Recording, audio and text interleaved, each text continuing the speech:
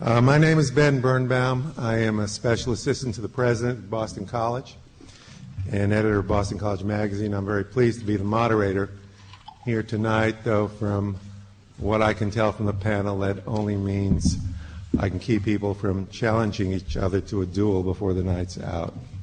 This is not going to be a terribly arduous job for me. I want to introduce the panel, sponsored by the Church in the 21st Century Initiative and the Boisi Center, and to talk about the future of religion in America through the lens of two particular books. And I want to introduce those authors first. Peter Steinfels, who is sitting second to my left, is a New York Times religion correspondent and has been a thoughtful contributor to Commonwealth magazine since 1964 and was its editor from 1984 to 1988. He has published widely articles and books and has taught at Georgetown and the University of Notre Dame. And if BC ever asks him to teach here, he will complete the Catholic trifecta and perhaps be the first person to do so. His most recent book, which is the subject of tonight's talk, or a subject of tonight's talk, is called A People Adrift, The Crisis of the Roman Catholic Church in America. And in spite of what Alan Wolfe intimated in his very favorable review in the New Republic, the title, I have it on Peter's good authority, was devised long before the present difficulties in the church became apparent, which makes Peter a truth-teller of some import, or maybe even a prophet. I don't know. Alan Wolfe, who is sitting to Peter's left, is a professor of political science at Boston College and director of the Boisi Center for Religion and American Public Life. He is the author of 10 books, many of them award-winning, and of which the most recent and under discussion tonight is titled The Transformation of American Religion, How We Actually Live Our Faith, which makes the case that American culture is sweeter and stronger than all fundaments and orthodoxies put together. I happen to admire Alan's reviews and occasional essays, and so I'll mention another book of his that has recently come out, which is called An Intellectual in Public, and is a collection of those reviews and occasional essays. Sitting at the far end of the table is David Brooks, who began writing a twice-a-week column on the New York Times op-ed page in September. He is formerly a senior editor at the Weekly Standard, and as some of you may know, has been a gracious and witty talking head on the NewsHour with Jim Lehrer, to which he's going to return, I understand, and has been a contributing editor to a number of publications, including the Atlantic Monthly, where he invented red and blue states in America, which is one of those remarkably transparent conceits that will outlast us all. In fact, on the way in tonight, this is Election Day, though we don't quite know it in Massachusetts. This is Election Day across the country, and red and blue states were referenced twice in the 20 minutes it took me to drive from the rest. He's also the author of the book Bobos in Paradise, The New Upper Class and How They Got There, a widely admired book that I've never read for fear it was about me. And he spent 9 years at the Wall Street Journal as a foreign correspondent, editor of its book review section, and also a movie reviewer. Wendy Kaminer, who's immediately to my left, is a lawyer, social critic, contributing editor to The Atlantic, and a senior correspondent for the American Prospect. Two adjectives that seem to follow her around the literature like large bodyguards are liberal and iconoclastic. Her books include A Fearful Freedom, Women's Flight from Equality, which is a critique of so-called victim feminism, and a critique of self-pity called I'm Dysfunctional, You're Dysfunctional, The Recovery Movement, and Other Self-Help Fashions. Her latest book is called Sleeping with Extraterrestrials, The Rise of Irrationalism and Perils of Piety.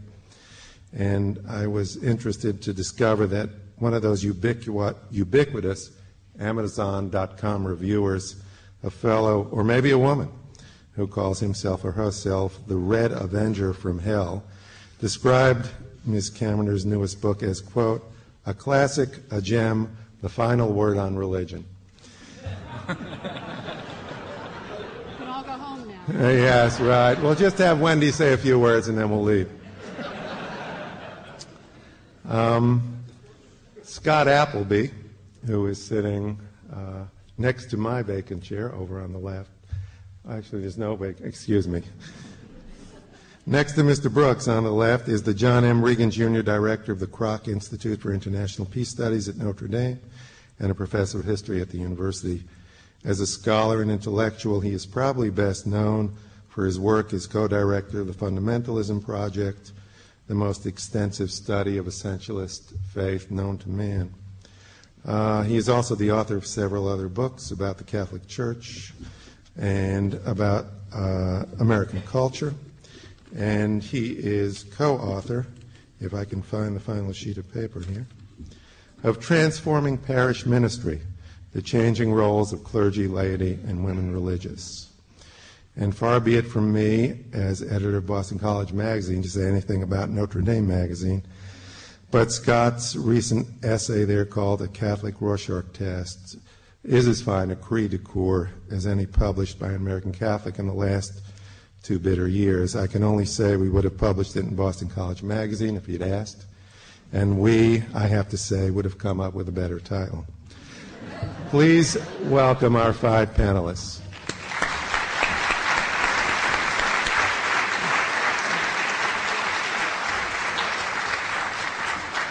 The format for this evening is that Alan Wolfe will speak about his book for a short time. Then Peter Steinfels will speak about his book. Our 3 respondents will then join in, and we hope to engage in a conversation among the panelists for some time, and then turn the conversation to you and have you address the panelists from the audience. There are 2 microphones, I understand, up there, which you can speak into. I ask you to approach the microphones because this evening is also being filmed for something called Boston College Front Row, which is a streaming video service of Boston College and will be available on the Boston College website within the next month or so. So if there are people who wanted to be here tonight and couldn't be here, tell them they can see this again and again and again if they wish on Boston College Front Row shortly. Now, Alan Wolfe, thank you. I'd like to at least give Peter the opportunity to defer to him to speak first, since he's our honored guest. If that's actually, the panel is seizing control here. Yeah, we voted that I'll do the lead off here, and I'll lead off with the very to a People Adrift, which is today the Roman Catholic Church in the United States is on the verge of either irreversible decline or a thoroughgoing transformation. And the reason I kind of like beginning with that sentence is that there's an irony in the fact that I'm, in effect, calling for transformation there, the word which is the key word in the title of Ellen's book, The Transformation of American Religion. And yet when I thought about it, I recognize that not a small part of what Ellen describes as transformation, I seem to be worrying about as decline.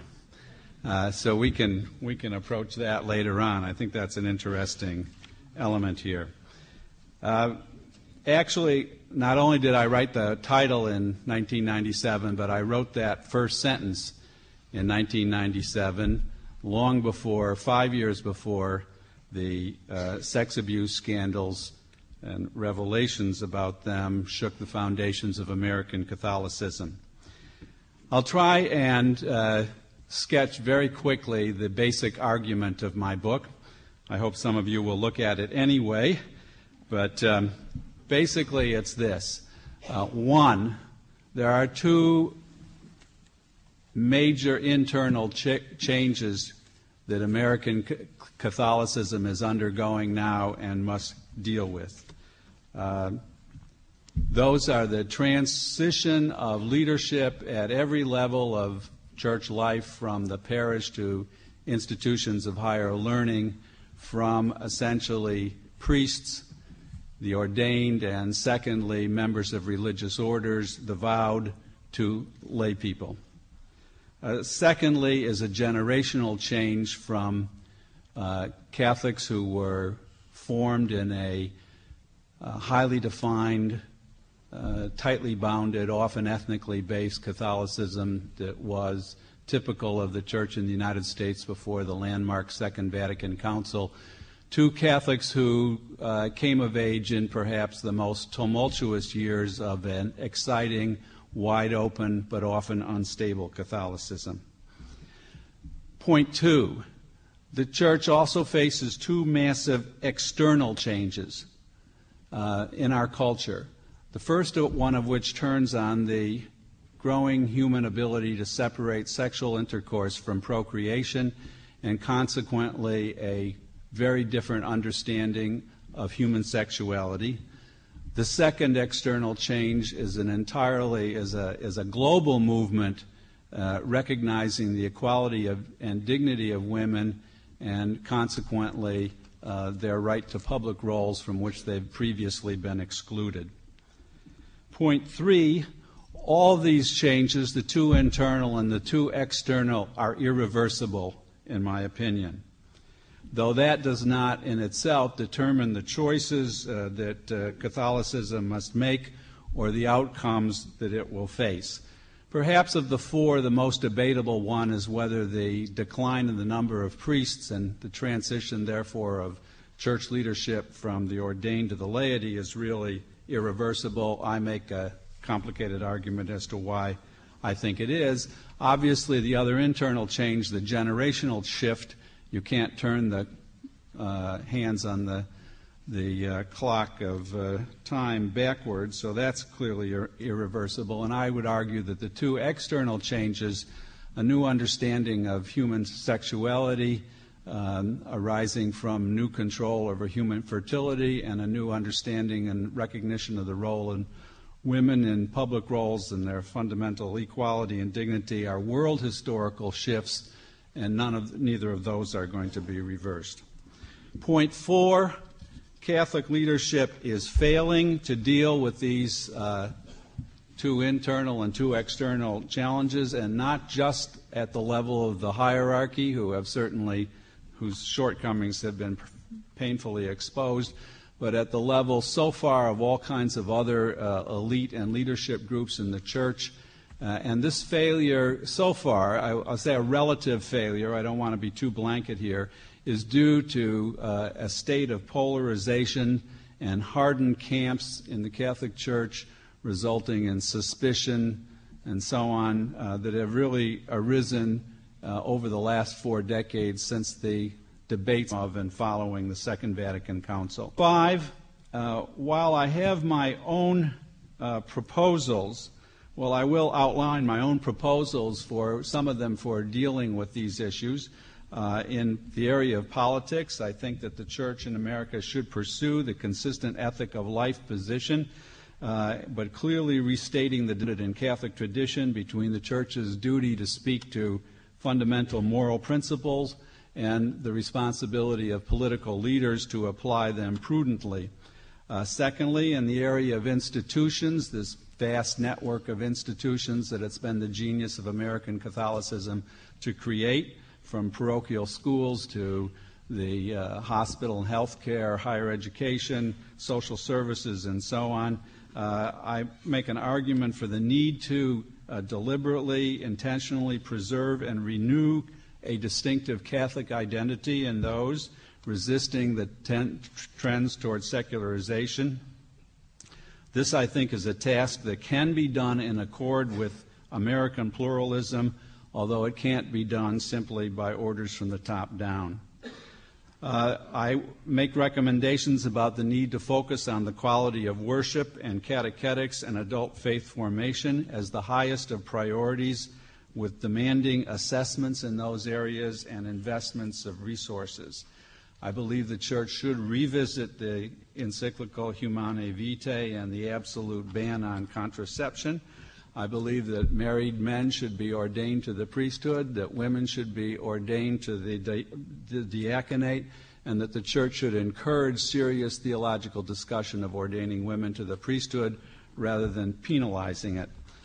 Finally, I make recommendations about opening the selection of bishops, the place of greater transparency, democratic procedures, and checks and balances at all sorts of levels in church life.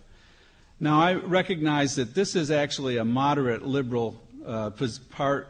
This position puts me in the moderate liberal part of the spectrum of Catholic opinion, but I make the argument that that part does not contain all wisdom, that conservative complaints about Catholic identity and Catholic institutions, conservative complaints about liturgical renewal, catechetics, and the dangers incumbent on separating sex and procreation, that there are many points that have been raised in connection with those complaints that liberals have too often ignored, even if I myself may not agree with the remedies that go with those complaints.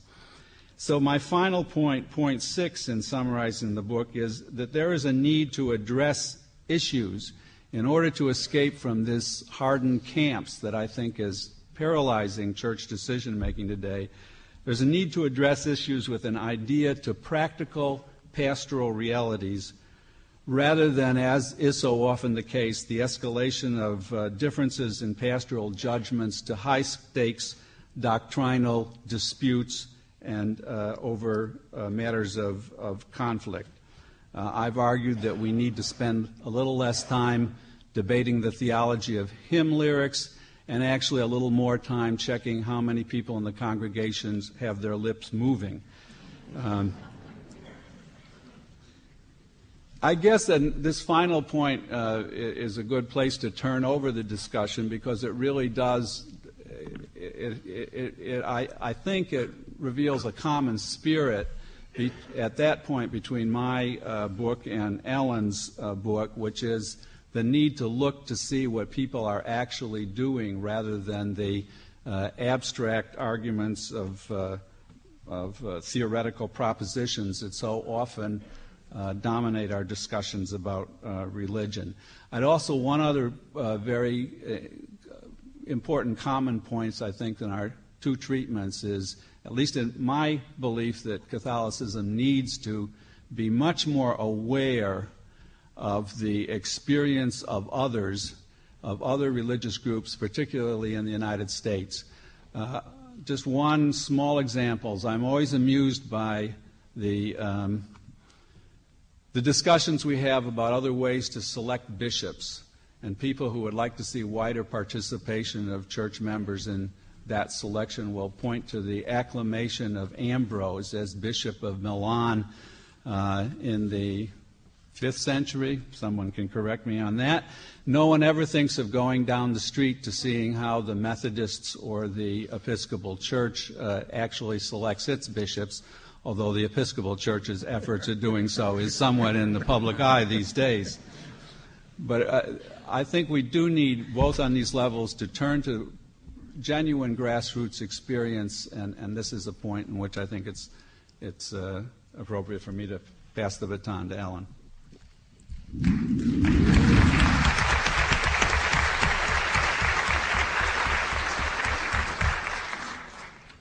Well, thanks for passing the baton. Peter and I have known each other a long time, and it's a great privilege and honor for me to acknowledge that we've both published books at roughly the same time that to some degree overlap. I noticed that he used the word transformation at the beginning of his book, and I noticed that was the title of my book.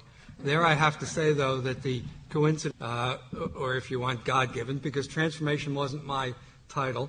It was one of those incredibly intense negotiations with the editor that wound up with a neutral word that neither of us liked, but at least passed the muster of all the various committees that at one point or another thought my book might actually sell and therefore wanted to have some kind of title that would resonate in some way.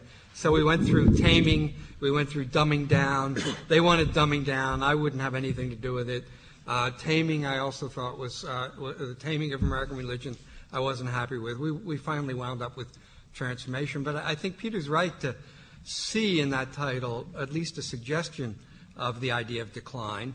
Although I didn't want to take a position on whether religion is in a state of decline in America or not, because in many ways I didn't see that that was my purpose, that I was in no position really to make that kind of judgment, and not being a religious person myself, and not writing from the perspective of what many people who write about religion address, which is its overall health in the rest of the society. I was much more interested in trying to get a kind of snapshot of what religion is actually like for people in conditions of real life. Now, that wasn't just a pure sociological curiosity. It wasn't just that I wanted to read every account I could get my hands on of what it's like to worship, or what it's like to be in a small group, or what it's like to go to a Promise Keepers rally in a large stadium. And it wasn't just that I wanted to do some of those things myself. It's not purely an anthropological journey into the world of religion. I certainly, as a political scientist, had a larger interest in what I wanted to find there, what I hoped to find there, and what I did find there, because there's a big political debate in the United States, as you all know, about the role of religion and the role that religion should play in our life. I would summarize that huge debate in the interest of brevity by saying that for many people in America, what's important about religion is that it has certain countercultural elements. I don't mean counterculture the way that term was used in the 60s and 70s to describe dropouts from society. I mean it more in the way the theologian David Tracy talks about it, as religion as an exercise in resistance. That religion is important to the degree that it runs against, that it's in friction with or in tension with the dominant culture, that it offers an alternative to either the materialism or the secularism or the lack of moral seriousness of the culture, and in that sense can offer something different to people, a vision of a different, a better world, a world that's different from the world around us. It's a point of view that's held by many people across the spectrum. Secular sociologists who write about religion often treat religion as countercultural, in the sense that they believe that our dominant culture is a modern culture, and that there's something pre-modern or anti-modern about religion, and that's what makes it different. And many people who write on behalf of religion also see it as countercultural, as prophetic, as standing in a position of judgment on the society and holding the society up to a different kind of standard. I raise the question in my book, however, that however important it may be for American religion to have a counterculture to it, how countercultural can it really be when American culture itself is enormously powerful? Certainly religion is a very, very powerful phenomenon. Certainly culture is a very, very powerful phenomenon. And I guess my book addresses the question of what happens when these two huge forces, both of which are powerful, both of which influence human behavior, what happens when they come into conflict with one another, which they frequently do. And the general answer in my book is that on one occasion after another, culture generally tends to win. Culture, American culture, shapes religion more, I think, than religion shapes American culture. And I try to illustrate that by looking at various aspects of the way religion is actually practiced in our society. Because I do think, and this is where I definitely agree that Peter and I address similar kinds of themes, that we definitely need to have a sense of what religion means to religious people. So I organized my book by different aspects of religious practice. How do people worship? What do they believe? What role does tradition play in the way they act out their faith? Morality, sin, how do they witness their faith? These are the various dimensions of religious practice that I explore. I'm not going to summarize them. I'll just give you a few sort of highlights from the book. For example, in my chapter on belief, I raise the question of while it is certainly true that religions generally come with sets of creeds, with beliefs, with theologies, with statements about what makes one particular religion different from others, with histories and with traditions that are embodied in ideas about the nature of God and the nature of the world. Americans generally, and we certainly see this in politics, are not all that knowledgeable about things outside their private lives and the lives of the communities. We generally don't know much about politics. We don't know much about history. We're not the most intellectual of cultures. We don't feature books like Peter and my book on every single show on nightly television, as ought to happen in a decent and rational society. But we're confined to the News Hour with Jim Lehrer if we're lucky. That is countercultural, but that's another story. But we live in some ways in a society in which our culture doesn't pay all that much else, and so on. And so how is it possible for Presbyterians to know the elements that go into what makes someone a Presbyterian, to the traditions, or Methodists to know about the founder of their faith and who he was and why he was important, or what really were the differences between Calvin and Luther, which I'm not sure I always understand, and I've tried to study this. We live in a society in which 10% of Americans think that Joan of Arc was Noah's wife, which is, I think, an ingenious, Ark, Noah, it kind of makes a certain amount of intuitive sense. And you wonder why it isn't more than 10%. But nonetheless, I'm not in any way, I hope, trying to sound superior. I'm just actually am impressed by the way in which religion in our society flourishes in ways that don't presuppose a substantial amount of theological knowledge and a substantial amount of knowledge about different creeds and when they were fashioned and what they mean and what they contain. Also, in a similar way, I talk a lot about tradition. And in my chapter on tradition, I especially talk a lot about American Jews, because tradition is so important for Judaism in a way that belief is so important for Christianity. For Jews, tradition in many ways is the faith, and it is the religion. And yet our society, as I don't need to tell you, is a society that chews up traditions and is constantly transforming them. And our society is actually a society that can have a television station called ESPN Classic, in which the classic game happened 3 weeks ago. Because I've seen that actually a number of times, in fact. So we are a society of the new, and we're constantly reinventing and redefining our traditions. In my chapter on tradition, I talk a lot about a particular Jewish believer who talks about the importance of the unbroken chain of tradition in Judaism, and she's experiencing a ritual called an adult bat mitzvah. And I say that the bar mitzvah, the tradition of calling a boy to the Torah, by God, a real tradition. It goes back to about the 13th century, and that's pretty good as traditions go. I have no complaint with that. The idea of calling women to the Torah, the bat mitzvah, is a tradition that goes back to 1922, when an American rabbi named Mordecai Kaplan called his daughter to the Torah. The idea of calling someone to the Torah as an adult rather than a 13-year-old goes back to an episode of the Dick Van Dyke Show, when someone came in and said, "Rabbi, I never had my bar mitzvah." And the rabbi, "Oh, you never? Let's have a bar mitzvah now." And so here's this person who's undergoing an adult bat mitzvah talking about the unbroken link and the unbroken chain. And I think there's something very appealing to me in that story, because it certainly indicates a strong emphasis and value on tradition, but at the same time takes place in our very non-traditional society. And finally, I talk a lot about American evangelicals. Evangelicals are, in many ways, among our most conservative of all religious believers. Politically, evangelicals are indeed very conservative, and their increased involvement in American politics has sharply shifted American politics to the right. And there's a sense that because of their conservatism and because of their moral traditionalism, that we would think of evangelicals as being the one true countercultural religion in America, the one that really stands up against the culture. But in fact, the very term born-again Christian, if you think about it for a moment, suggests how non-traditional evangelicals really are. Tradition means that you're born into something, that you inherit something, and that you pass it on to someone else. To be born again is, in a sense, it's to value authenticity. It's to value a personal relationship with the Lord over tradition.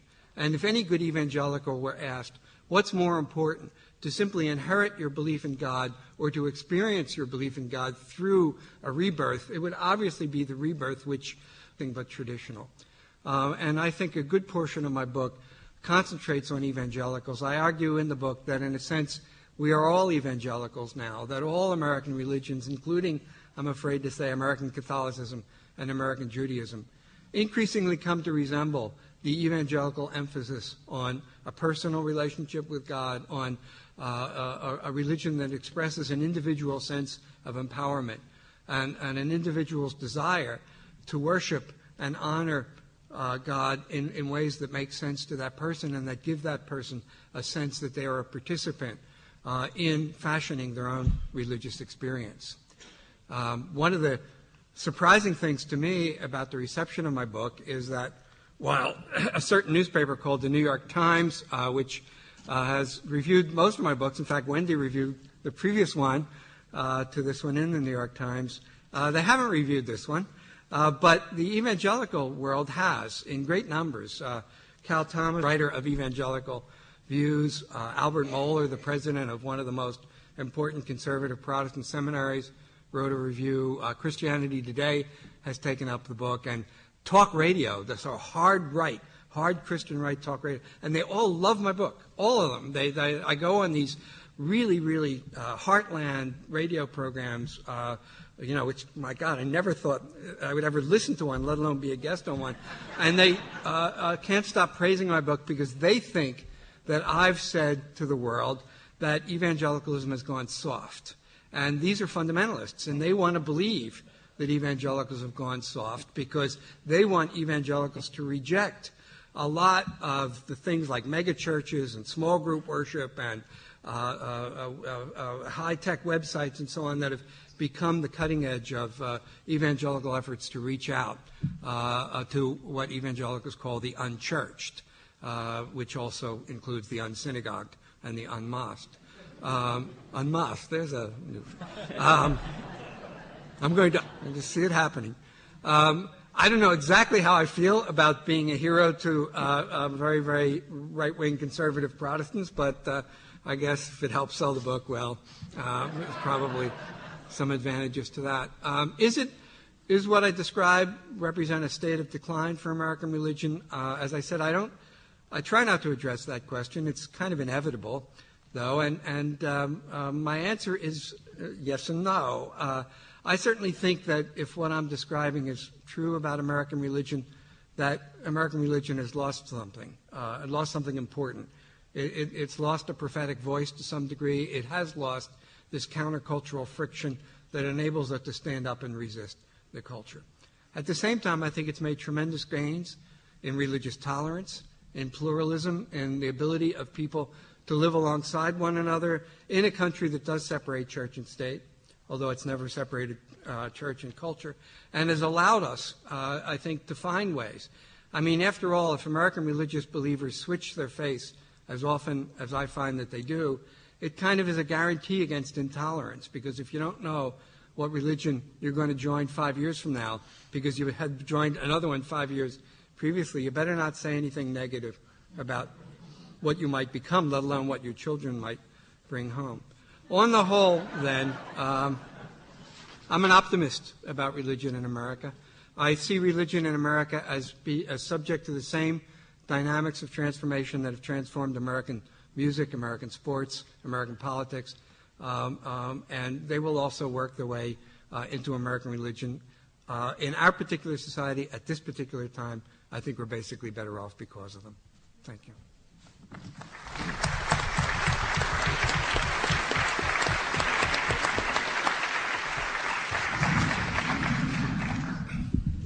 I'm going to address Alan's book with no disrespect to Peter. As I told Peter, I try only to talk about things that I know, or at least know a little bit, and I don't know much of anything about Catholicism. And I'd like to elaborate on the crossover between American religion, American religious practice, and self-help movements, the personal development tradition that Alan has talked about in his book. As I've told him, reading this very interesting book, I had a strong sense of déjà vu because so much of what he finds in American religious practice today is very similar to what I saw when I was looking at personal development movements over 10 years ago. Now, that's hardly surprising, since, as he said, he's looking at the cultural influence on religion, and in particular, he's looking a lot at the influence of self-help movements. It's also not surprising because historically, personal development traditions have themselves drawn very heavily from religion. There has always been quite a lot of crossover between religion and popular therapies in this way. If you just look at the recovery movement, for example, its notions of addiction and recovery look very much like religious ideals of sin and redemption. Still, it's pretty striking to see established religious communities, and especially conservative religious communities, appropriating the teachings of the personal development tradition, because conservatives have vigorously derided this tradition for some time. And again, the similarities are striking when Alan quotes evangelicals saying, "Faith is too in the way." I hear very strong echoes of New Agers who talk about spirituality and talk about how spirituality is much too important to be left to the devices of organized religion. When I read that evangelicals care more about feeling than doctrine, I'm reminded of the remarks of people in codependency groups some years ago who would talk about the authenticity of their emotions and their feeling realities, and who were very derisive of intellectualism. Now, perhaps I should, or maybe I shouldn't add, that as a secular person, when I hear people say that they prefer feelings over doctrine, that makes a lot of sense to me, because from my perspective, the doctrine seems all fabricated anyway. But I think it does tell you move towards emotion and towards a sense that authenticity comes from personal experience and personal emotion, and that has been very much a part of the personal development tradition for, I don't know, about a century. Now, again, this crossover is very striking because there has been a fair amount of hostility from evangelicals towards New Age, towards personal development, pop therapies. In the 1990s, when secularism was under attack and politicians left and right were very aggressively declaring their godliness, the personal development movements were lambasted for their relativism, for their self-centeredness. They were blamed for so much of what was wrong with American civilization. They were part of our decline. They were associated with fuzzy-headed liberals and feminists, and in fact, the personal development tradition itself was possession of American culture. So when I critiqued the personal development movements in the early 1990s, I actually often found a much more receptive audience among conservatives than liberals. I know how Alan feels when he's invited on very conservative radio programs. The early 90s, you may remember, the presidential election pitted Bill Clinton, who was very emotive, very familiar with the rhetoric of codependency and recovery, pitted him against the old-fashioned Republican George Bush, who came from a time when real men didn't get on the couch, much less break down in support groups. Clinton was viewed by conservatives as emblematic of the self-absorbed baby boomers who made their personal development movements practically their religion. But now, as Alan says, personal development has become a very respectable and even a primary religious pursuit. And of course, it's interesting, if you look at our current president, son of the old-fashioned Republican, he's something of a graduate of the recovery movement. And in some ways, I see him as a kind of hybrid of his father and his father's nemesis, Bill Clinton. If you look at his personal story, it, in a way, demonstrates this marriage of religion and pop psychology. He recovers from alcohol abuse by finding God in a recovery group. Jesus was his sponsor. Now, this marriage of religion and pop psychology is not at all surprising because it's not at all new. It dates back at least 100 years. Christian Science grew largely out of secular mind cure movements. In this century, in the 1950s, Norman Vincent Peale combined pop psychology and pop religion with enormous success when he wrote about the power of positive thinking, which has also always sort of straddled the line between religion and pop psychology. More recently, in the late 80s, early 90s, you found conservatives writing self-help books in the secular tradition. James Dobson, from Focus on the Family, for example. There was a niche market for Christian recovery books. And these books were pretty interesting because they combined social conservatism, with Christianity, with pop psychology, with critiques of pop psychology. They greatly denigrated American individualism and selfism at the same time that they extolled self-esteem. What else? And self-love. And told people that, you needed to love yourself in order to be able to really love God. They were borrowing from a lot of ideas about family interactions that came out of pop psychology. It was even said to be more important to love yourself than to love your neighbor. God was presented as a really good parent, an excellent parent, and Satan, of course, was a really bad parent who inflicted evil upon the world through the personality disorders that he inflicted upon people. Now, it's always hard to know how much people internalize the messages that they pick up from popular literature, which is why Alan's work is so very important, because it does suggest to us that, at least to some extent, religious people really are practicing what self-help writers preach. Alan, I think, is both comforted and concerned by this development, and I share his ambivalence, because I agree with him that if people of different religions and different denominations can happily, peacefully coexist, if religious people draw from the secular world, we are much less likely to run into a kind of hard-edged sectarianism and religious bigotry. But on the other hand, I don't really see much of a need for another social movement that extols self-esteem and self-love. The concern about losing religion as a kind of counterweight to the shallowness and banality and self-centeredness of the personal development culture. And I say that as a secular person, as a non-religious person. I wouldn't want to see dysfunction. I think the tension between our notions of sin and dysfunction are interesting and healthy. Though I'm not sure in the end that we're going to lose sin, because the self-centeredness that is likely to come from this appropriation of self-help ideals, I don't know that it's going to be matched by a decrease in judgmentalism. I see, and this is one of the things that struck me most about Alan's book, I see such a strong disconnect between the ethic of forgiveness, the empathy, the hesitancy to judge, the tolerance that he finds in religious communities, and the extraordinarily harsh political environment in which so many religious people act.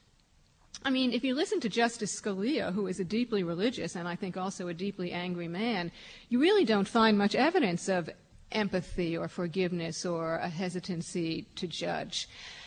It may be, as Alan says, that Americans don't want an angry God when they worship, but a lot of Americans seem pretty angry themselves and pretty quick to judge harshly their opponents. So I suspect, and this is just my suspicion based on no research, that's the advantage of being a social critic and not a social scientist. You don't have to back up anything you say. I suspect that both secular and religious people alike tend to extend their non-judgmentalism primarily to the people they like, people with whom they identify. And there's nothing particularly empathetic about that. Empathy means extending yourself to people who seem very different from you. Now, I've never seen much evidence of encouragement of empathy in the very self-centered personal development tradition. Sometimes you see it in religion and sometimes you don't. As Alan says, religious people can very harshly judge secular people. I can tell you, if you want to get a lot of very judgmental hate mail, just write sympathetically about atheism. But, I'm not suggesting that judgmentalism or hypocrisy are functions of religion. I think they're functions of human nature. There are a lot of angry militant atheists out there. Well, not a lot. There are some militant atheists out there who are very contemptuous of religion. Usually when we accuse somebody of being judgmental, we're basically saying that we don't agree with the judgments that he's made, or that he's making judgments about things that we think raise no moral questions. Because after all, we wouldn't want people to start making moral and ethical judgments. So that we might all agree that a preference for vanilla over chocolate ice cream does not raise any moral questions. But what about sexual preferences? Do they raise moral questions? There we might vehemently disagree. So we are all absolutists and we are all relativists, depending on the subject at hand. And I guess that's why I don't see sin going away, the concept of sin going away anytime soon, though it is worth noting that Americans seem to have a great deal of confidence in their own essential goodness. Most of the polls that I've seen suggest that strong majorities of Americans expect to go to heaven. One 1997 survey said that only, I think, 15% expected to spend some time in purgatory. But at the same time, strong majorities, over 60%, believe in hell. You have to wonder who they think inhabits it. Thank you.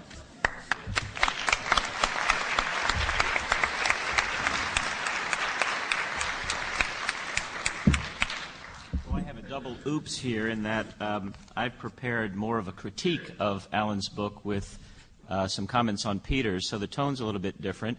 And the second oops is that my one funny line was Joan of Arc being Noah's wife. So you're in for a grim ride, in other words. But I'll make it brief. I certainly don't disagree with the main thesis of Alan Wolfe's fine new book. It's a solid and eminently defensible argument. Indeed, in some ways, this argument has been building for about 25 years. There have been a series of books, beginning, I think, in 1979 with Peter Berger's book, The Heretical Imperative, which argued that we all live in such a culture of radical choice, we make so many choices every day, that in our religious life, we can't help but be radical individualists. That was kind of the first salvo in this argument. Of course, the well-known Habits of the Heart by Robert Bellah talked about expressive individualism in 1986 and came up with that wonderful model of Sheilaism, who Bellah argued was the prototypical American religious person. She said, well, I'll get the details wrong, I was Presbyterian for a while, and I've got a little bit of that, and then I went on my Eastern mysticism phase, and I incorporated a little bit of that, and a couple months with Oprah, and I guess you put it all together, and it's my own little voice, my religiosity. Sheilaism is what Bellah called it. And then a series of other books, Vanishing Boundaries, about that Alan kind of lifts up the theme of denominational differences really don't count as much as they used to be. I happen to be born a Presbyterian or a Catholic or a Buddhist. It's an accident of birth. Does it really mean anything doctrinally? And then books like, in the 90s, Wade Clark Roof's A Generation of Seekers, which is also, so in some ways, to put this positively, Alan's book brings together a lot of research that's been done over the last 25 years about this culture of choice and expressive religiosity and so forth.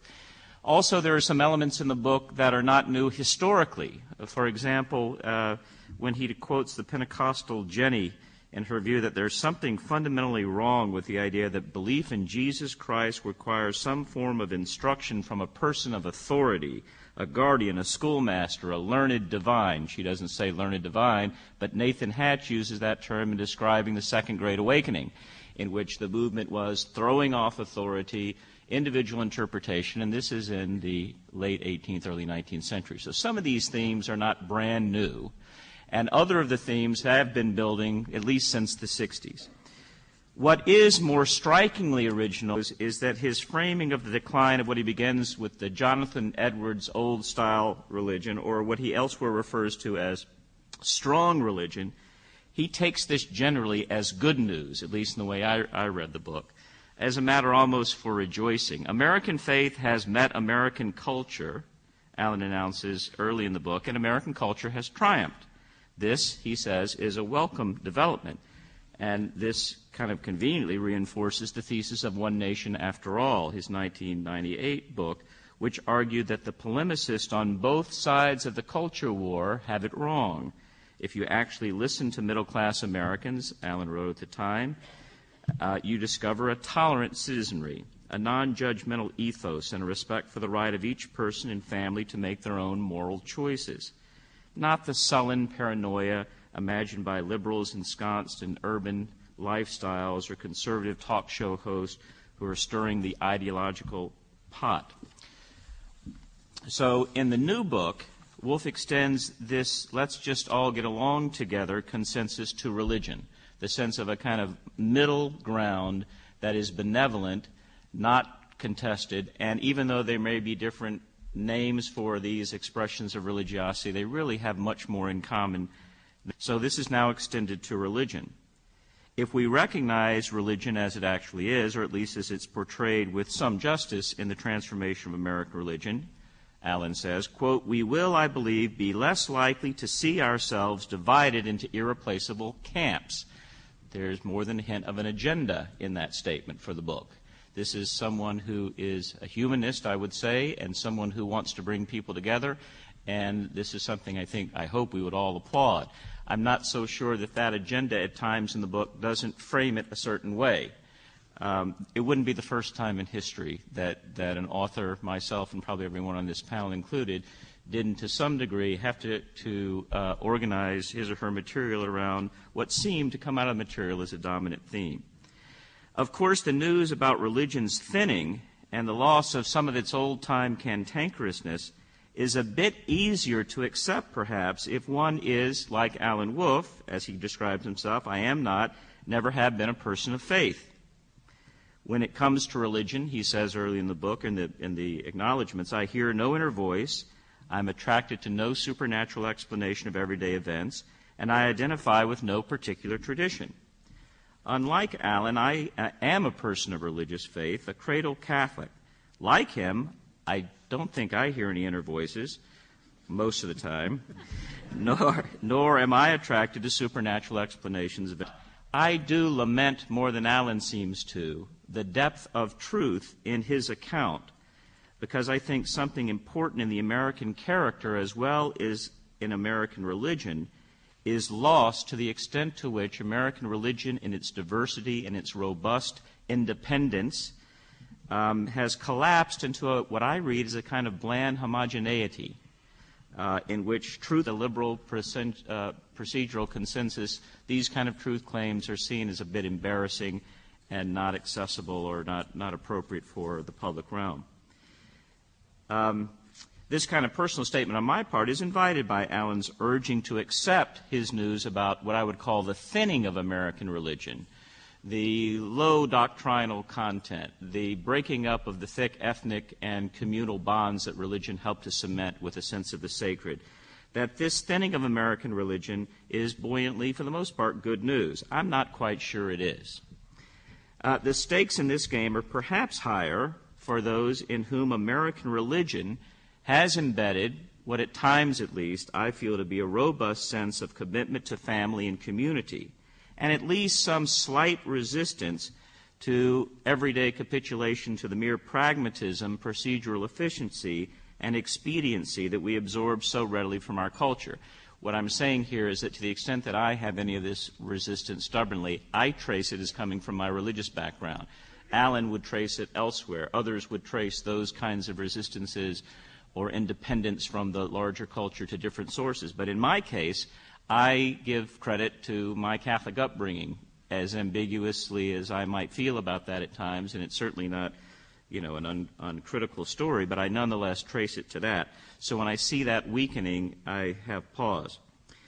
One need not share the pugnacity of Albert Mohler, whom Alan just mentioned, and whom he quotes toward the end of the book, who says, Islam ought to be intolerant and Christianity ought to be about conversion. And once you lose, which religions lose the validity of their faith claims, of their claims to truth, of their truth claims, the game is over.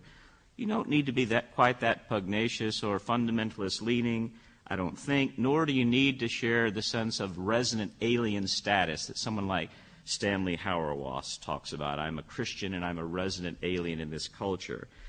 To be a bit concerned from a more, I'd hope, moderate point of view that religion is losing, if Alan is right, the validity of its truth claims, even though those truth claims can lead to a lot of conflict and can be competing and are not unambiguously good things. Even Alan, on several occasions in the book, cannot hide his disdain, or at least his bemusement, and even at times a hint of alarm at the sheer casualness of mainstream religious attitudes and practices, and there are a lot of entertaining examples in the book. I'll just give a couple. In discussing worship light, fellowship light, doctrine light, he comes close to asking many times, do we really want to call this religion in any sense? Quote, "Since attracting people is what megachurches do, Dawn raises an important question. What exactly is taking place in the sanctuaries they fill?" Sanctuary being a term, of course, that they've dropped because of its strong religious connotations. And regarding, he has a little bit on the Prayer of Jabez, this bestseller. Alan complains, one searches this exceptionally thin book in vain for any statement that Christian prayer is an act of sacrifice in any sense. So there's a little bit of lament there, I guess, to the extent that I find his analysis compelling. I don't share the general, more or less upbeat tone about it. I want to make two or three other kind of comments and then close about this. Alan's book is based on his interviews with people and also upon reading a great deal of the ethnographic literature that he cites. And as someone who was trained more or less in a religious studies background and who has employed it in my own work, I'm not one to take after that method too strongly. But there's something to consider about religious studies and sociology of religion and those of us who are professional students of religion. One thing is we look for the interesting, the exotic, the out of the ordinary, or whatever. I asked Alan earlier, before I'd actually read the book, did you do enough reading of the boring cases? And then reading the book, I realized that there's a smattering of some not boring but ordinary experiences, so that question's a little bit less sharp in this rendition. But still, I know that the tends to go after the exotic, tends to look at the kinds of aberrations from traditional religious practice, and so there may be a slight tendency to exaggerate the loss of what was considered once commonplace. I don't know, I just raised it as a question. The other thing is that some of the samples in the book are kind of in this direction. For example, 23% of Catholic parishes have charismatic presences, he notes, but 77% do not. I mean, you can cut this a couple different ways. Final thing to say on this kind of methodological point, it's really difficult to study religion. It's, I think, more difficult to study it than to study politics or history or other topics, because religion inherently is saying those religious actors that we study want to claim, look, we're dealing with something you can't fully understand or empirically measure or comprehend. We're dealing with the sacred, the holy, God. And your methods are agnostic, essentially. Your methods cannot, I mean, we wouldn't get tenure or very far if we said the Holy Spirit did it every time we explain, or the devil, or whatever, if we are not having to do with religion. On the other hand, how do you get at that aspect of religion which is dancing around almost every page in the book and in Peter's book?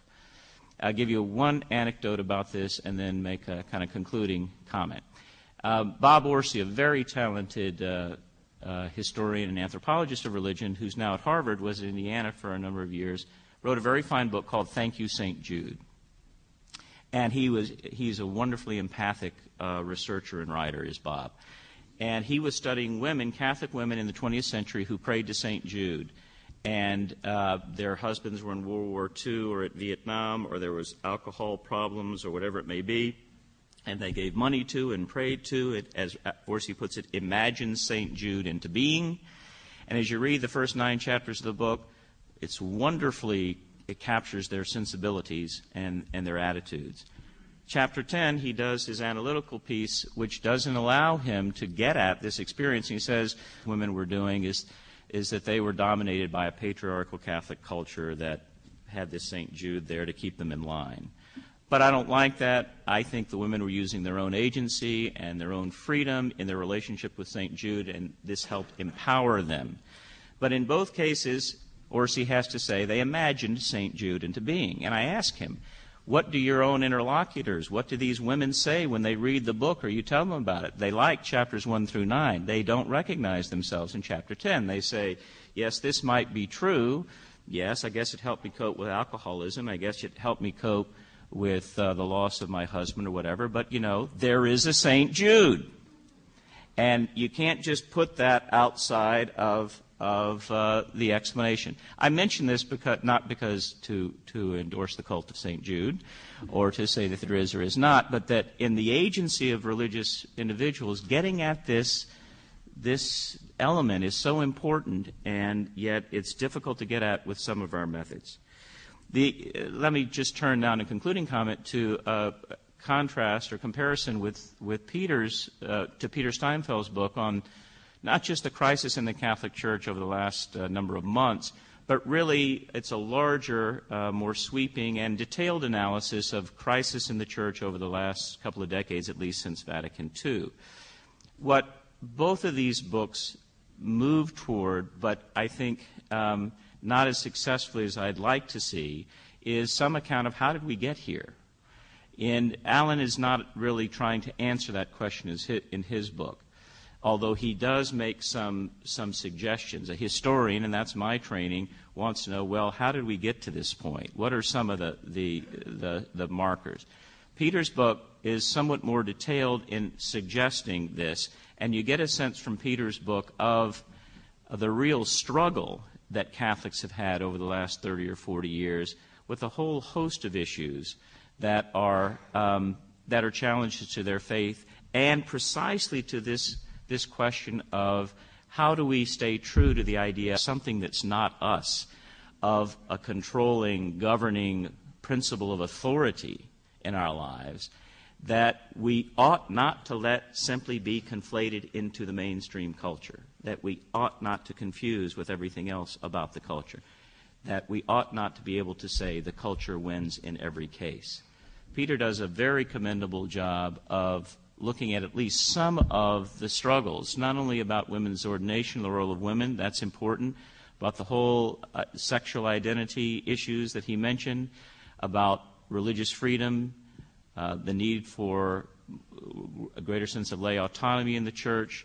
There are deeper explanations for these phenomena. One can point to transformations in this culture over the last 30 or 40 years in which we now live in a wordless world. And by that I mean a world in which the word, the spoken word, the capital T truth, the notion of a depth to reality is highly contested. Historians don't write narrative histories anymore. It's very rare because there's a sense, as a result of some very fine criticism of colonialism and of the use of language and myth and narrative to impose patriarchal white male will on subjected peoples, there's a real suspicion of narrative. There's been a building suspicion of the concept of a truth. There's been a kind of active nihilism in parts of the culture. I could go on, but I'm not going to. There are many other aspects and developments, really in the last 30 to 40 years in the country, that lead us to what Alan so skillfully describes, and also what Peter gives kind of a blow-by-blow description of. And I hope we will have time to discuss some of those causes in the period after the presentations. Thanks.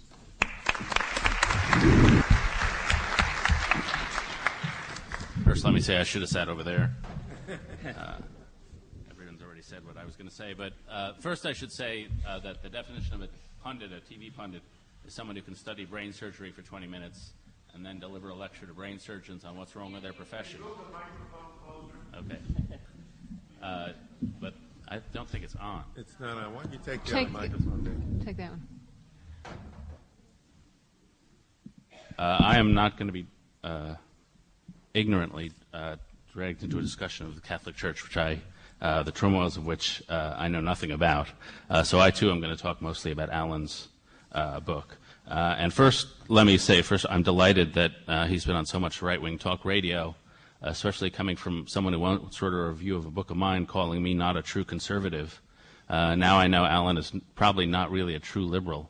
If he's going over so well, if he had been a liberal or a true conservative, he would have called his book Treason, How Hillary Clinton is Ruining American Religion. And it would have sold a hell of a lot better, let me tell you. There's actually some truth to this. When he talked about religion light, I did sometimes get the sense that inside the body of that liberal sociologist, Bill Bennett, is screaming to get out.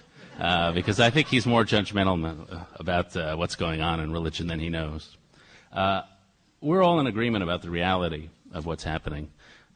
in American religion and the American religious marketplace. And Alan is an academic, so he's a little more responsible. But I'll say it's squishiness. It's the softness of American religion, and especially of the evangelical community, which has gone squishy and soft over the past 20 years.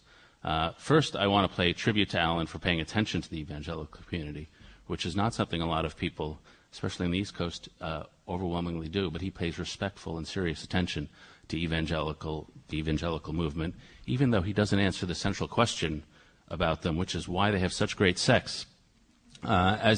As you may know, evangelicals earn more than the average American. They're more educated than the average American. They start more businesses than the average American. But there was a University of Chicago NORC study which showed that evangelical women have more orgasms than any other group in American society. Now, that's self-reported, but I don't see why they would lie more than anybody else. Nonetheless, if you go to a seeker-sensitive church or a mega-church in one of the fast-growing suburbs, what you see is only religion in name only often. These seeker-sensitive churches are, as Wendy says, personal service churches more than anything else. I began to notice this covering politics in the year 2000 in the southern primaries, when the Republican political operatives would observe that in elections past you could go to the certain churches around the South and you would find very conservative ministers who would rally thousands of voters. And organizations like the Christian Coalition and Moral Majority would rally thousands and tens of thousands and millions of voters.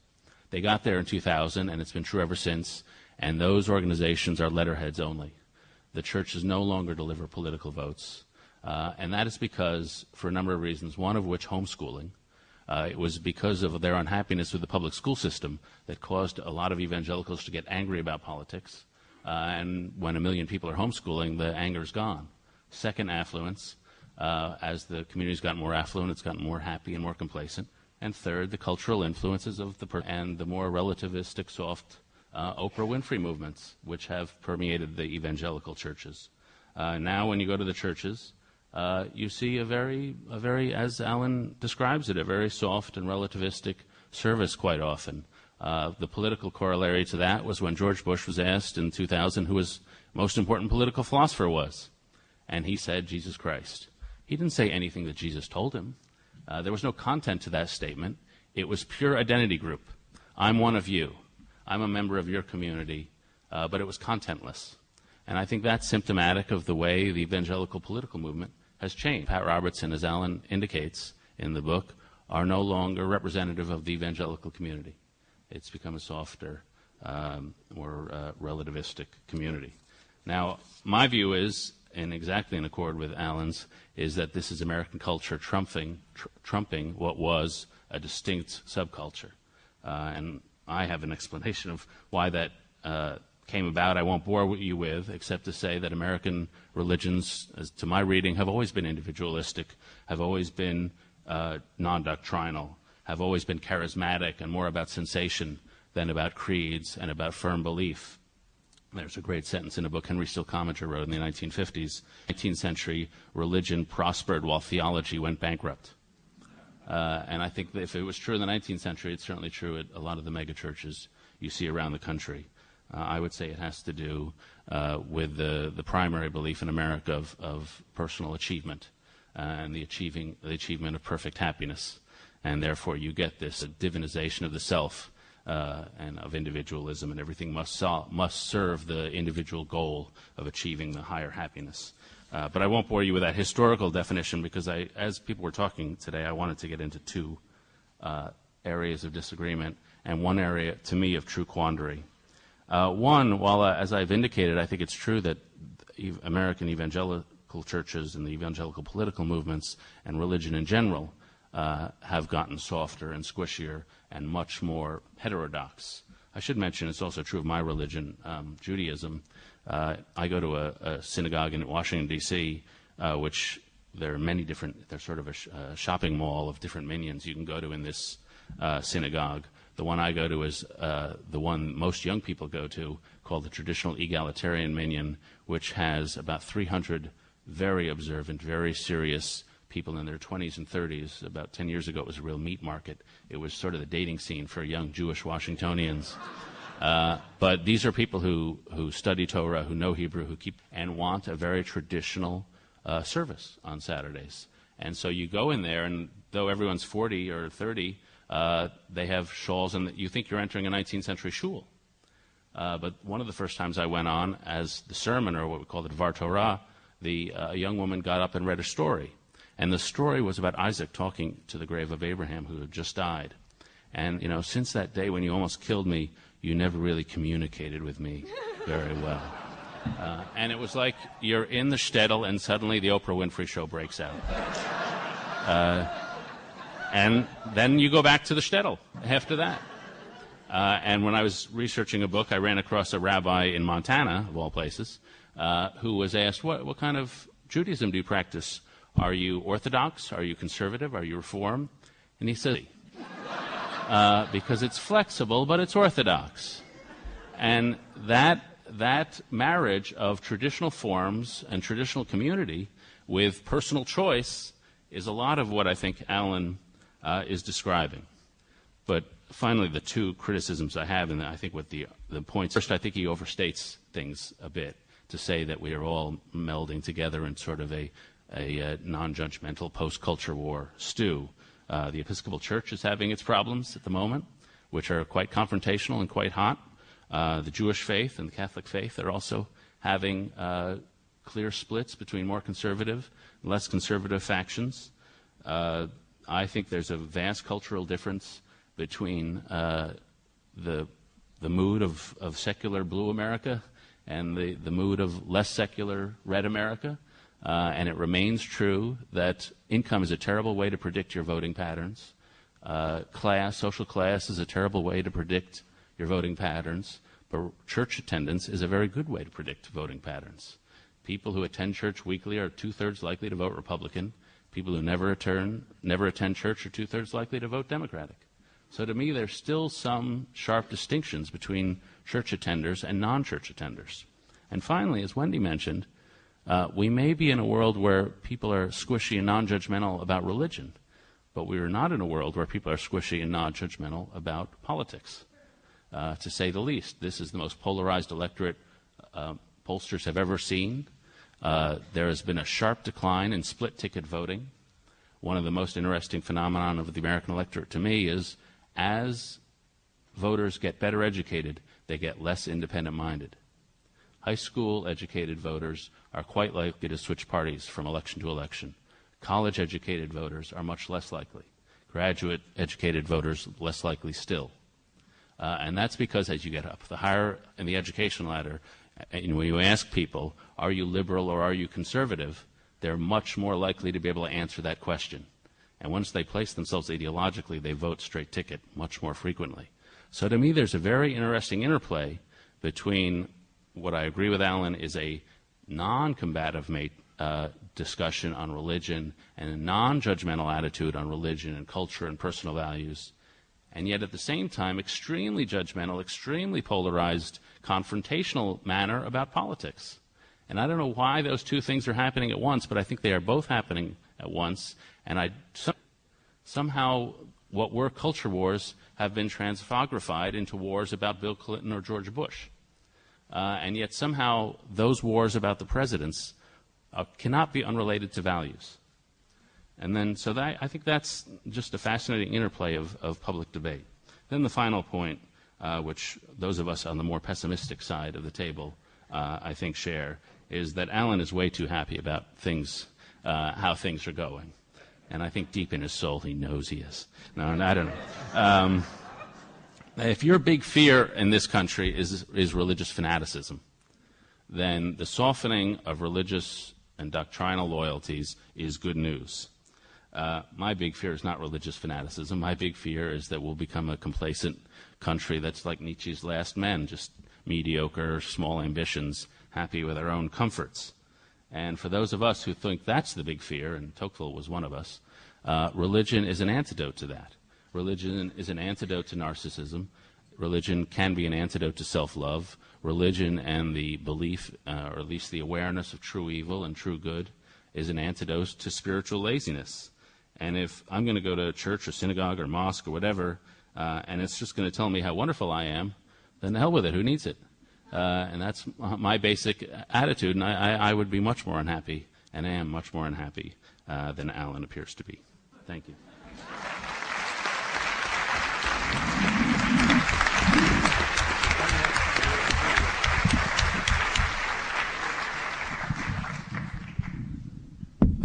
I not only wrote a book, but I also reviewed Peter's book. So I want to just take the opportunity to say a few words about Peter's book, because I think David's comments really draw us directly back to the question of American Catholicism with which we started. And in fact, I think all the comments do to a certain degree.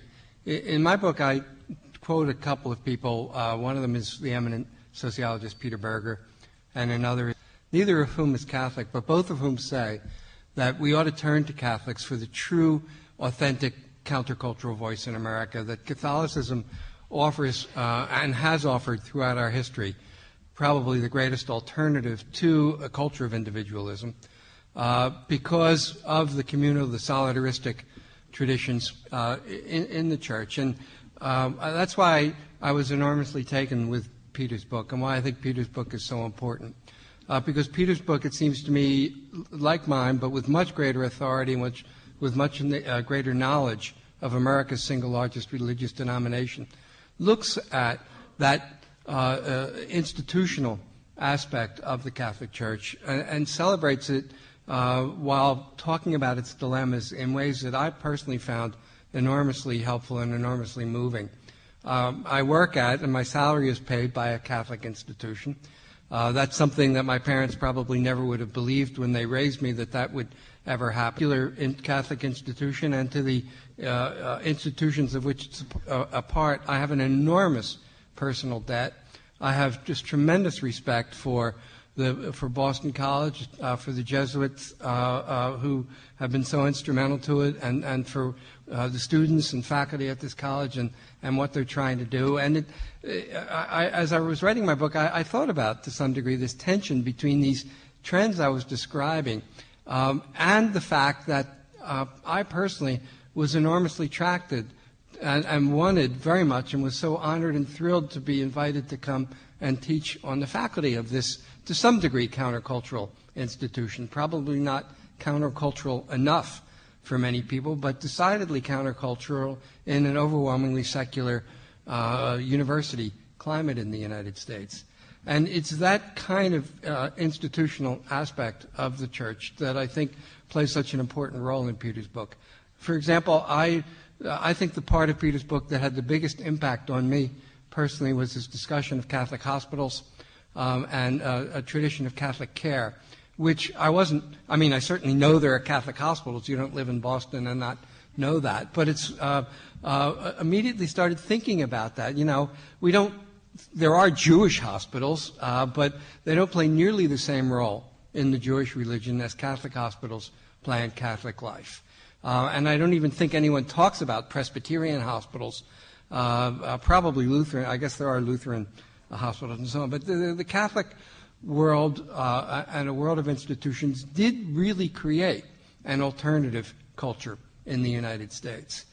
Sociologists and political scientists like me always talk about Max Weber's book, The Protestant Ethic and the Spirit of Capitalism. But there's clearly been a Catholic ethic that's had an enormously huge impact upon the development of American life. And of all Americans' religions, Catholicism really did create a genuine alternative culture in its institutions, in its church life, in its ministry, and in the other institutions that it, to some degree, spun off of that. So I wonder that if I'm right in my sociological account, will there be a particular cost to Catholicism? Will Catholicism pay, in a sense, a higher price than many other religions if it is so difficult indeed for religions to resist American culture? Not only will Catholics pay a higher price, but will I experience that price? Will my own life and the life I value and the life, I have 2 children at this institution, the world that they're experiencing, will that all be diminished as well?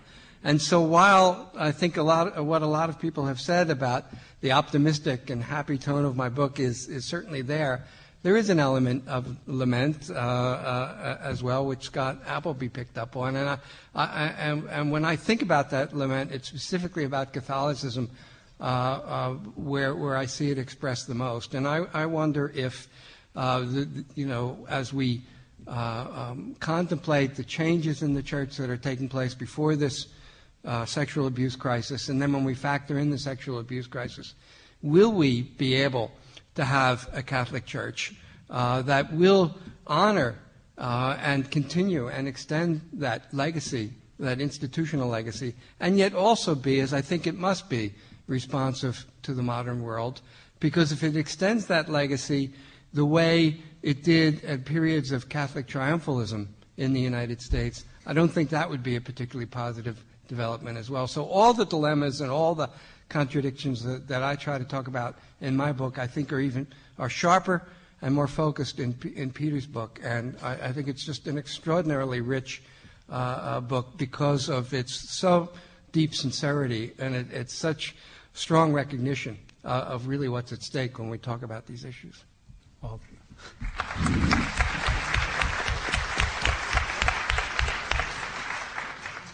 I have nothing to add to that, except to tell Alan in regard to his debate about with his editor about the title of his book, that while A People Adrift was my working title 5 years ago, we did have a certain moment when we thought we would call it Harry Potter and the Catholic Church.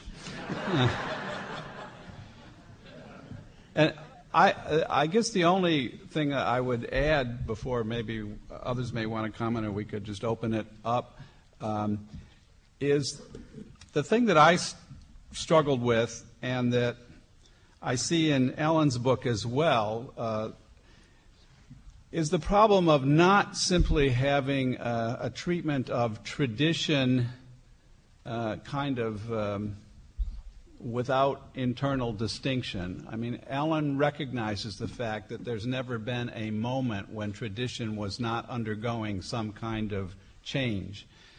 And yet I think we all do have the notion of the old-time religion, which usually the old time is about when we were 6 or something like that, or it's several decades ago or half a century ago.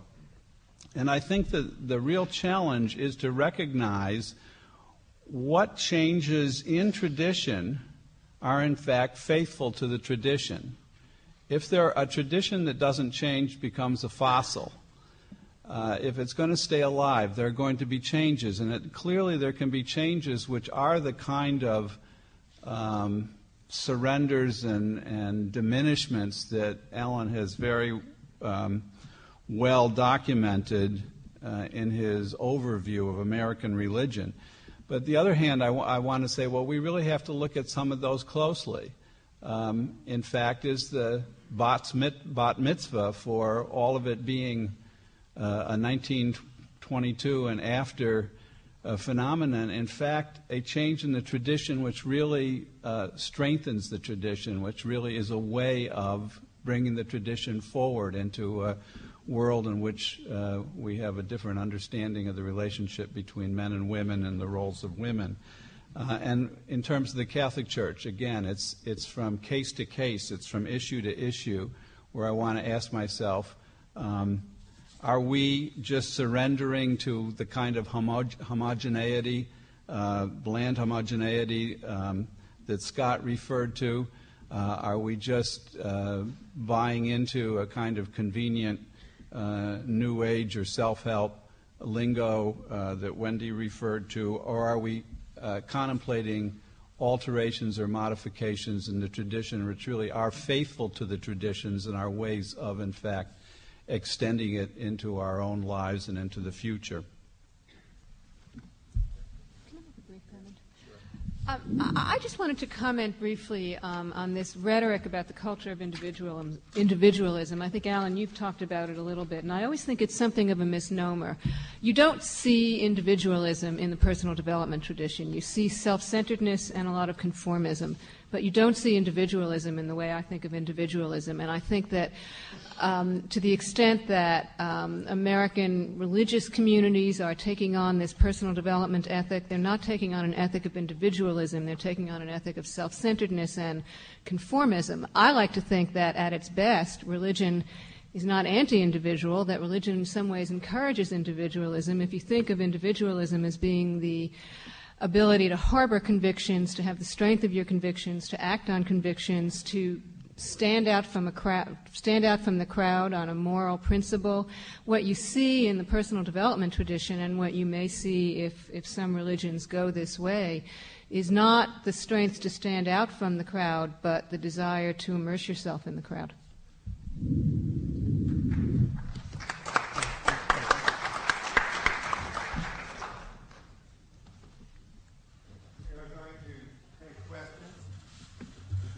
From the audience, if you'd approach any of the microphones, there are 2 microphones set up.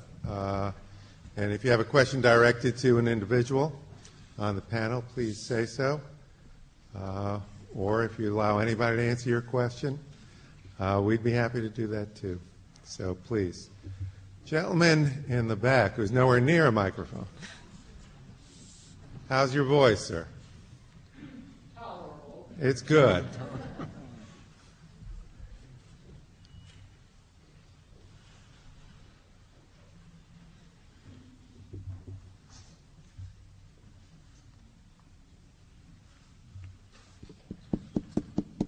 We can hear you. Okay. What I wanted to do was throw up to the panel for discussion a somewhat vague, but I hope not completely amorphous question. The discussion this evening has revolved pretty much around the question of what is religion to do, what is American religion to do, in the face of its apparent increasing absorption by a hegemonic secular culture. And what I want to ask about is the exclusive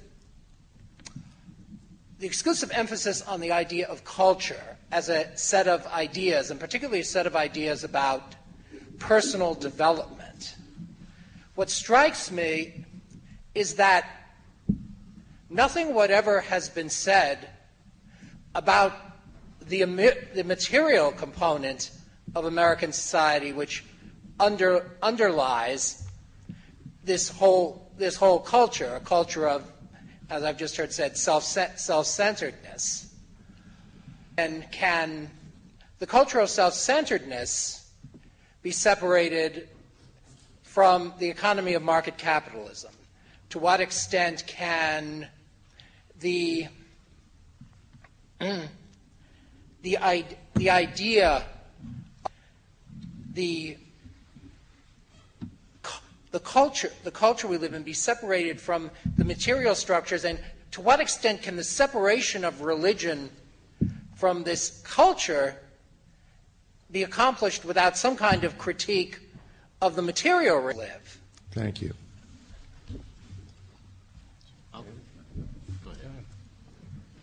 Okay, I'll take a quick crack. Listen, I say it's affluence. When the first people who came to this continent, the first white European people who came to this continent, came here, they were amazed by the abundance of the place.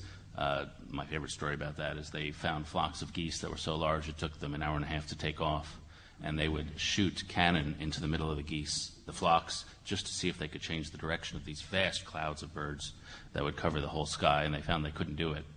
Their conclusion of that was that paradise is realizable here, that we are so blessed here that God's heaven on earth will be realized on this continent.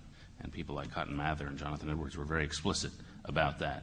What that did, according to the historian Zach van Berkovich, was to erase the distinction between the secular and the profane. The secular and the sacred. Berkovich has gone through all the sermonizing of the 18th and 17th century, and he says very early on, people thought that because paradise and God's fulfillment would be realized here, they thought there was no there was no opposition between the abundance they saw all around them and their spiritual aspirations. Indeed, there was a confluence. And so, to me, that is what is responsible for the incredible permeation of American culture and material culture into religion. If you go into churches and you go into a megachurch, sometimes it seems all they're doing in a book like Prayer of Jabez is talking about making money. You go to the grocery store and there's Ben & Jerry's ice cream and a Whole Foods, organic grocery store, you think you're in a church around. And it is that mixture of the material and the spiritual, which to me is an outgrowth of the mentality of abundance. I'm a little uncomfortable with what we may be falling into as a kind of blanket negative characterization of our culture. I think there is a culture of self-centeredness, but there is also a culture of individualism and choice in the genuine sense that Wendy referred to a few moments ago. I think that market capitalism is very much part of the story. I think it's part of the story in terms of the homogenization of discourse and the deterioration of discourse in the public sphere. But I think there are other aspects that have to do with modernity in general, that have to do with the segmentation of life into different spheres where we work and have different professions and live by different standards, and our work, the economy and our neighborhood and our family are not all integrated. I think there are aspects that simply have to do with the pluralism of American life, which is, it's partly the result of the United States being the refuge for the persecuted of the world or for the ambitious of the world, and it's a source of enormous vitality. I think all these things come in, and I'm very much grateful for the question, because sometimes when I was reading Alan's references to the culture, I was into religion. Well, just take the phrase about religion is not shaping the culture as much as culture is shaping religion. And I was wondering, what exactly were the forces that he had in his mind behind a phrase like that.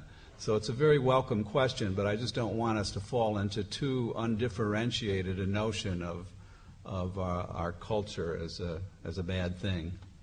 On the question of individualism, if I may, I had the experience twice now in the last year of hosting 15 Muslim scholars from scholars of Islam from the Muslim world at Boston College, and the purpose of these institutes, which were funded by the U.S. State Department, was to teach Muslims from primarily the Middle East, but also Asia and Africa, try to explain to them about separation of church and state, which is an alien idea in many ways in the countries in which they came from, and even more the idea of separation of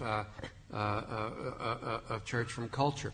And so for 3 weeks, I talked about individualism, I talked about the Tocqueville, I talked about separation of church and state, I talked about how we don't have state-supported religions in the United States, about how they have to sort of do it on their own, and I really thought they understood. And then with one group, in the last week, we went on a field trip, and one of the places we went to was a very, very large mosque in Orange County, California, the Garden Grove, California Mosque. And the imam from the mosque, who was originally from Pakistan, talked to the group, and he said, well, we have a board of directors here, and we ask people, we have members of our mosque. You don't have members in a mosque in a Muslim country, but we have members, and they pay dues, and that's how we support ourselves. And one of them scratched his head and he says, you mean the government doesn't pay for you? And it was like the 3 weeks, they finally understood. And it's that kind of individualism in the United States, the fact that we have this tradition, in a sense, that is at the heart of how we define the theism of our culture, and it's that kind of individualism. I don't disagree at all that a lot of what I described can be self-centered, and narcissistic. In fact, I call it narcissistic. But there also is this healthier tradition of individualism in which the kind of churches have to make it on their own to some degree in the marketplace, and every American religion will be shaped by that, ultimately, I think, positively, and it's a hope understood that everything I'm saying also applied to American Catholicism in the past, where coming from a country in which the Catholic Church traditionally was supported by the state to a Tocquevillian, voluntaristic society meant a transformation in the way religion was carried out and conducted. Let's take another question. Go ahead, Bob.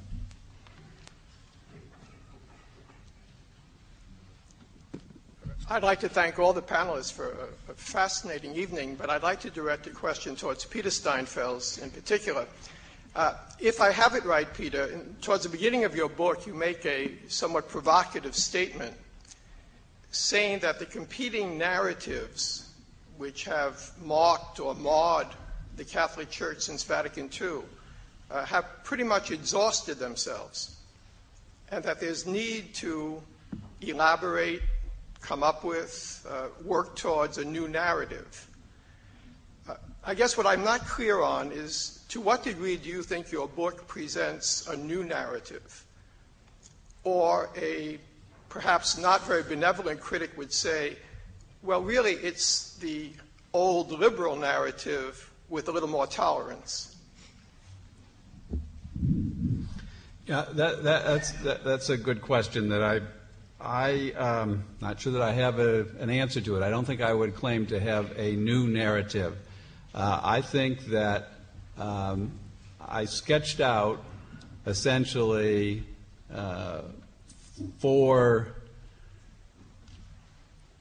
narratives of what the Church had been struggling over since the Second Vatican Council. And my reason for doing that, for putting those narratives in, was to suggest that the same facts that are cited by liberals or conservatives or ultra-conservatives or radicals will read differently depending on what the larger story is in. And I just wanted to bring that to everyone, to my readers' consciousness, so that we're not just entirely arguing about this fact or that fact, but what is the dominant story. Now, I said there that my preference for the story was, and I then presented a kind of a brew of generally the liberal and not the radical position, with a little bit of admixture of several of the others. I think it would be fair to say that as I said tonight, I'm not writing from some kind of Solomonic neutral point of view, nor out of either a totally new narrative, some kind of synthetic, or one coming in from a completely different angle. I would actually welcome that, but I don't think I can do that. My position is fundamentally that of the moderate liberal narrative and the moderate liberal's position on the spectrum of Catholic opinion, perhaps modified only by the desire to take more account of the opinions that are and the questions that are raised elsewhere. But I am, I think, vulnerable to the criticism that I have no totally new narrative, nor is it some sort of neutral narrative. I'd be interested, Scott, if you had any observations on that, looking at it from.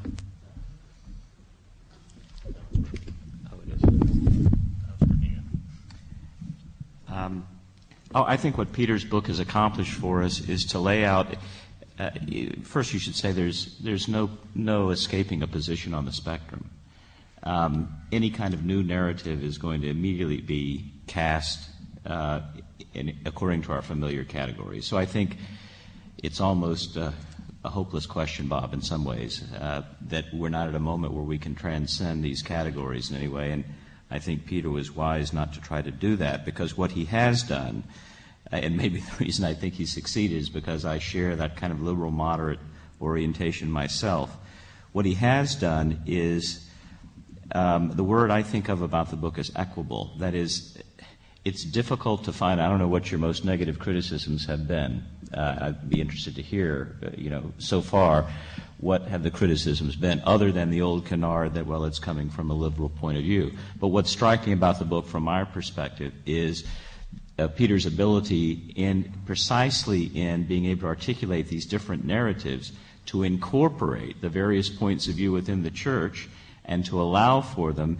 And I think as he analyzes the real struggles that face the Catholic community in the future, who's going to replace, just to connect this comment to the earlier comment, who's going to replace generations of religious, women religious and priests on the question of capitalism? This cuts across Catholic identity in so many ways.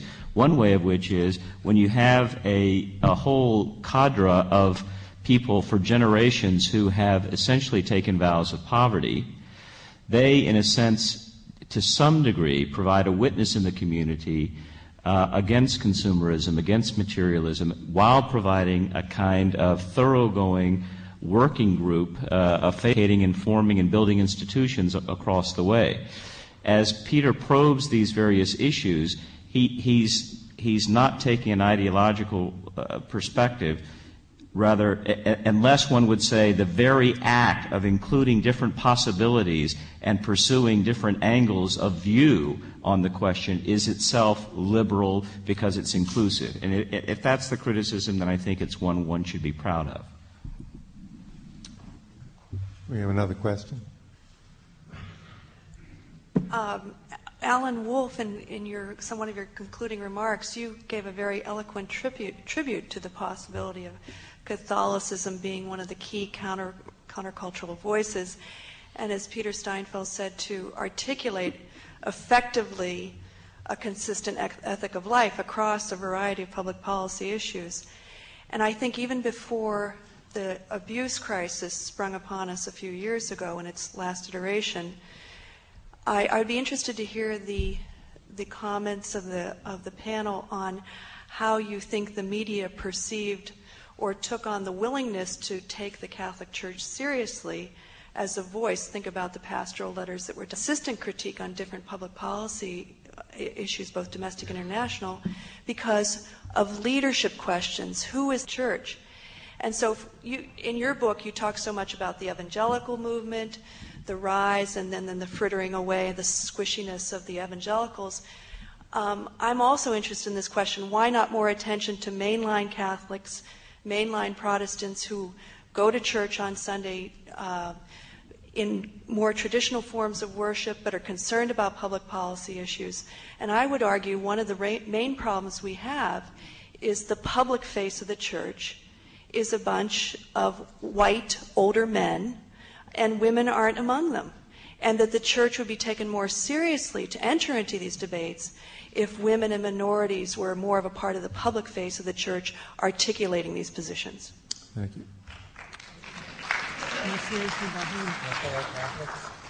Alan, you want to defend the hierarchy?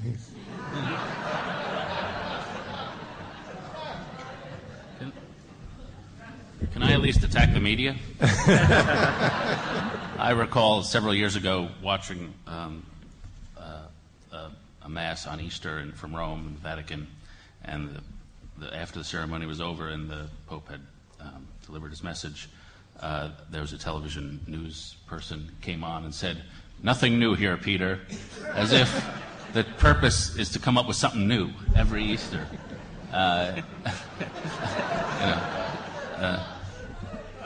Well, there's our friend E.J. Dionne's experience when he was traveling with the Pope in Africa, and one day the press team was given all the papers for the Pope's many speeches that he was going to manage to give in a single day, and they went through them quickly and threw up their hands and said, "There's nothing here but religion." Well, if I can say just a word or two in defense of the press, sort of. It's not only ignorant about religion. it's not as if religion gets some special dispensation. We're going to know less about religion than we know about other things. I don't know that the treatment of religion is all that different than the treatment of other complicated issues. And in fact, there was an effort over the last 10 years by a lot of newspapers across the country to beef up their religion coverage. I think especially during the 90s when we were in something of a mini revival, that religion was getting taken a lot more seriously by the press. Now, what version of religion, you may ask? I mean, when Time and Newsweek have cover stories about angels and heaven and Abraham and Jesus, is that what you mean when you say you want the press to take religion seriously? You know, I don't know. Those articles do give you some interesting information about what a lot of Americans apparently are thinking about religion and religious questions if you believe their surveys. But I wouldn't beat the press up about religion unless you wanted to beat the press up in general. And actually, from my perspective as a secularist, I think religion than it is on atheism or agnosticism. And the question, of course, we should recall, really was only partly about the media treatment. It was about the public face of Catholicism. And I have argued, and in a media culture, you're going to have to deal with what is the public face.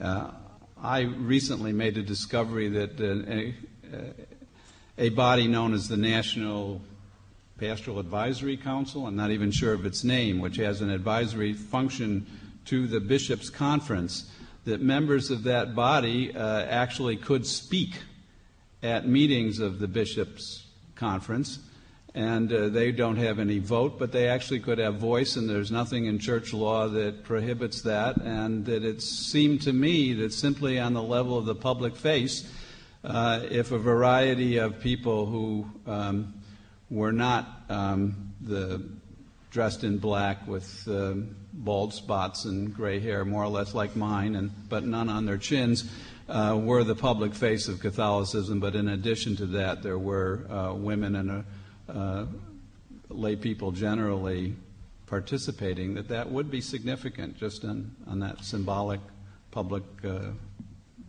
way. Just to add an element to that, there is an African American male who is the leader of the Bishops' Conference. Would that it were an African American female, but still, this is a dynamic speaker. The problem was not only, or even, in my opinion, primarily, that there wasn't a spokesperson, because Wilton Gregory was an articulate spokesperson. The problem with the Catholic public presence is the bishops in the church are paralyzed. No national leader. The leader is the Pope. And particularly under this particular Pope, there's a sense that there's one charismatic, authoritative leader in the church. He happens to be in Rome, aging, frail, and so forth. And the terrible period of time between January 2002 and who knows when there was any effective presence, but certainly not until April, and even then it was kind of a fiasco, was an enormous lost opportunity because the bishops clearly had no way to respond publicly with one voice authoritatively because they're all sovereign over their own diocese. Only the Pope can speak for all of them. So there are real structural problems with the church in terms of mobilizing any kind of response beyond the communications office of the U.S. Catholic Conference of Bishops, which did its level best, but frankly isn't equipped to handle anything like that, and the people working in that office don't have the kind of moral authority that a Bishop Gregory would have. But he could not come out publicly in January or February and talk about what's going on in Boston with cardinal law. So it's a complex problem of church dynamics and the lack of a kind of clear, empowered authority in the church in this country to speak in any way for any other bishop. Thank you. We're going to have to call this to a close. In a short period of time, students will be rehearsing on this stage, singing and dancing their hearts out, and we will all be at home. I want to thank our panelists, Wendy Kaminer, Peter Steinfels, Alan Wolfe, Scott Appleby, and David Brooks.